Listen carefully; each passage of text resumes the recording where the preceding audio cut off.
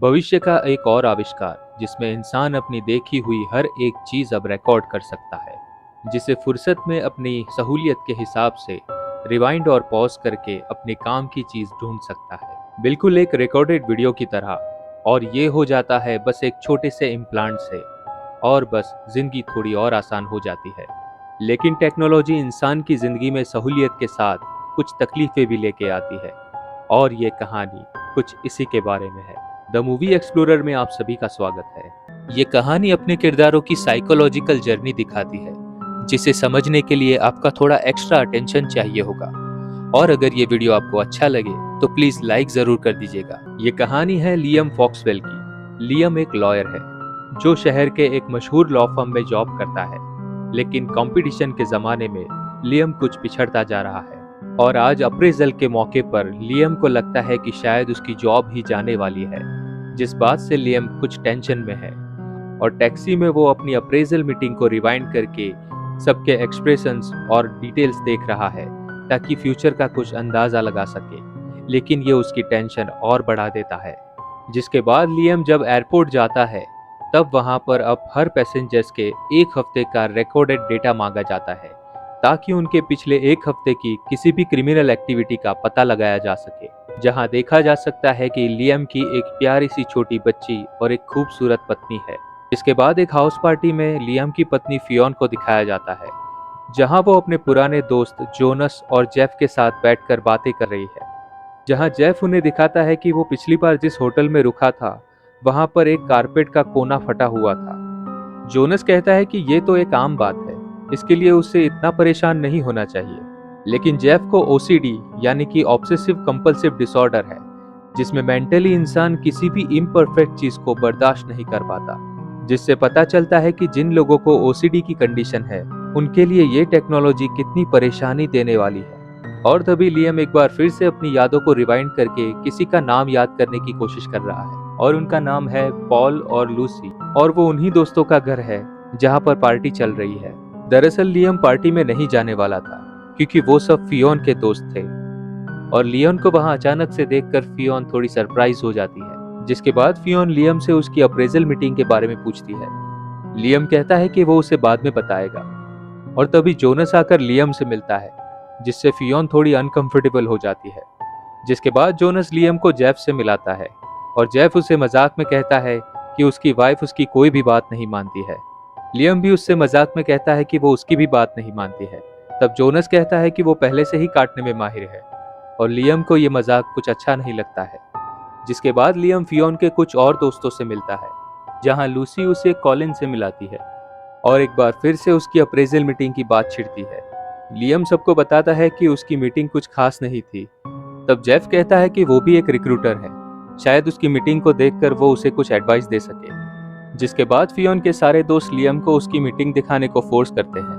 तभी जोनस वहां पर आता है और ऐसे बात करता है जैसे लियम कोई छोटा बच्चा हो, और ये बात लियम का दिमाग अब खराब करने लगती है। जिसके बाद लियम फियोन से कहता है कि वो उसके सारे पुराने दोस्तों को जानता है, लेकिन जोनस के बारे में उसने इससे पहले कभी नहीं बताया। फियोन उससे कहती है कि वो जोनस से पहली बार मिल रहा है, लेकिन उसने जोनस के बारे में उसे पहले बताया था। फियोन लियाम से कहती है कि अगर उसका मूड ठीक नहीं है तो वो घर जा सकते हैं, लेकिन लियाम कहता है कि वो ठीक है।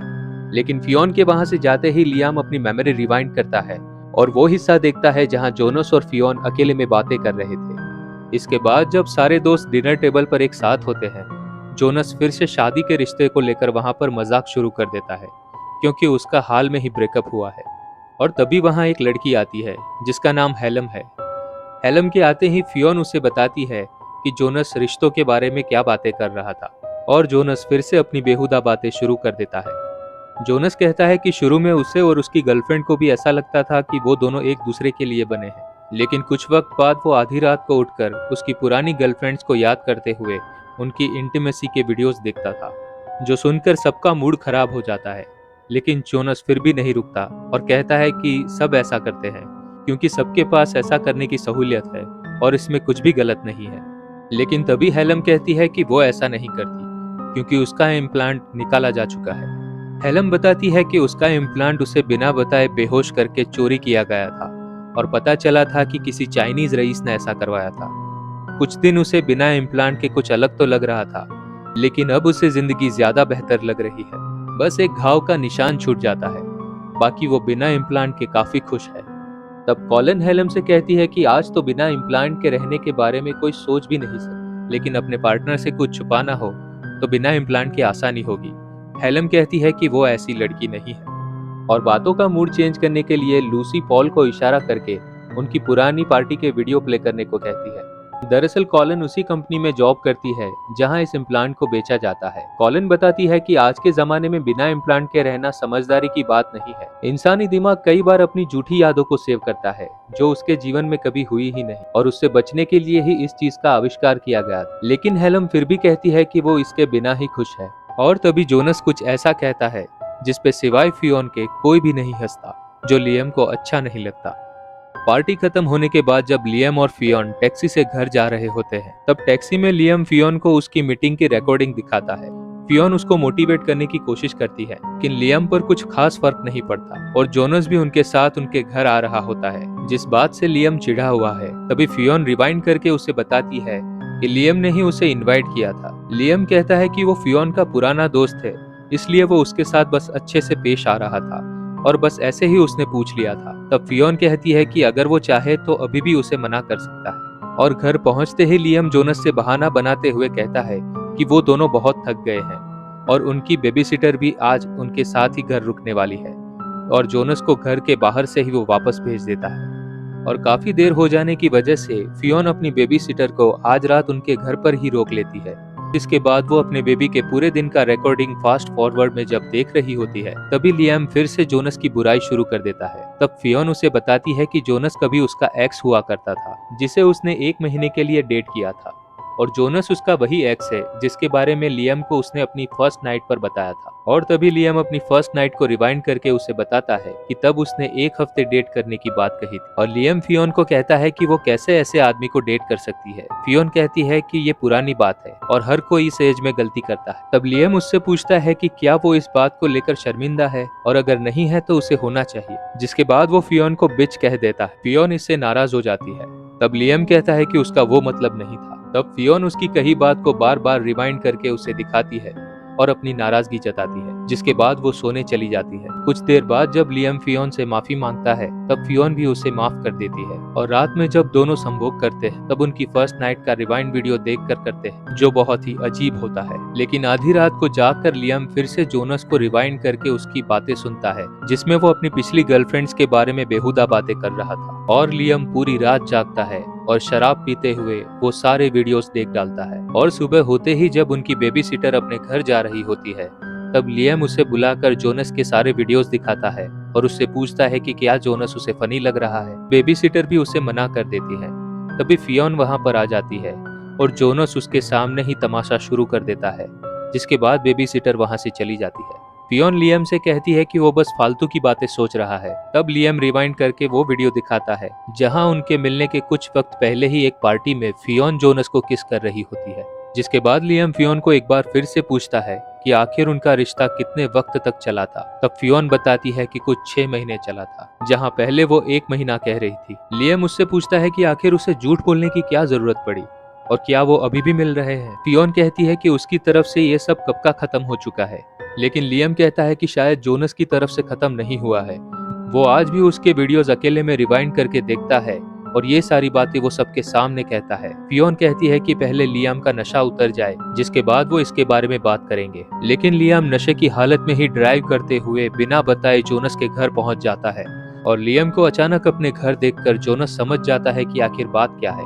और तभी लियम देखता है कि वो लड़की हेलम कल रात से जोनस के साथ है, जिसे देखकर लियम को जोनस के बारे में पूरी तरह से यकीन हो जाता है कि वो एक ठरकी लड़कीबाज है। और जब जोनस लियम को उसके घर से जाने को कहता है, तब लियम जोनस के सिर पर शराब की बोतल दे मारता है और कांच की टूटी बोतल उसकी गर्दन पर रख के उसे फियोन की सारी वीडियोस उसके सामने टीवी स्क्रीन पर डिलीट करने को कहता है। और इसके बाद जब वो वापस लौट रहा होता है, तभी उसकी कार एक पेड़ से टकरा जाती है, जिसके बाद लियम पूरी मेमोरी एक बार फिर से रिवाइंड करके देखता है। तब उसे वहां फिर से कुछ मिलता है, जिसके बाद वो सीधा फियोन के पास जाकर एक सवाल करता है कि क्या वही उसकी बच्ची का बाप है। और फियोन सब समझ चुकी है लेकिन वो फिर से झूठ बोलने की कोशिश करती है। तब लियाम जोनस की मेमोरी से फियोन को वो पार्ट दिखाता है जिसमें 18 महीने पहले ठीक उन्हीं के बेडरूम में जोनस फियोन के साथ था। लियाम कहता है कि ये सब उसने बस अपने शक को दूर करने के लिए किया था और उसे भी इस सब की उम्मीद नहीं थी।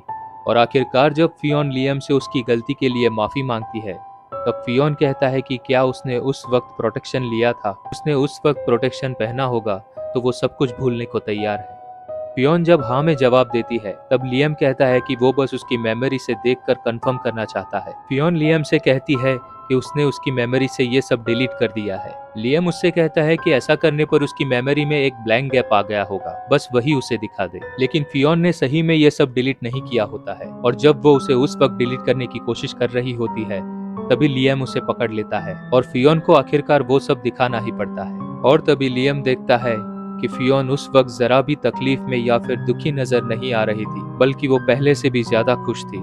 और उसका सारा शक एक कड़वी सच्चाई के रूप में उसकी नजरों के सामने होता है। लेकिन एक अच्छे और सच्चे इंसान के लिए रिश्तों से यूं अचानक दूर हो जाना इतना भी आसान नहीं होता है। भले ही लियाम उस बच्ची का बाप नहीं था, लेकिन वो उससे प्यार करता था और फियोन की बेवफाई के बावजूद उसके साथ भी था एक खूबसूरत पल वो यूं ही नहीं भुला सकता था। और वहीं ऐसी टेक्नोलॉजी जो सारी यादों की रिकॉर्डिंग करती हो, वो उस दुख को 1000 गुना बड़ा कर देती। और अपनी तकलीफ से छुटकारा पाने के लिए लियाम एक दिन वो इम्प्लांट अपनी बॉडी से खुद ही बाहर निकाल देता है और ये कहानी यहीं पर समाप्त हो जाती है। आशा करते हैं ये वीडियो आपको पसंद आया होगा। अगर पसंद आया हो तो लाइक, शेयर और सब्सक्राइब करना मत भूलिएगा। तब तक के लिए आप सभी का धन्यवाद।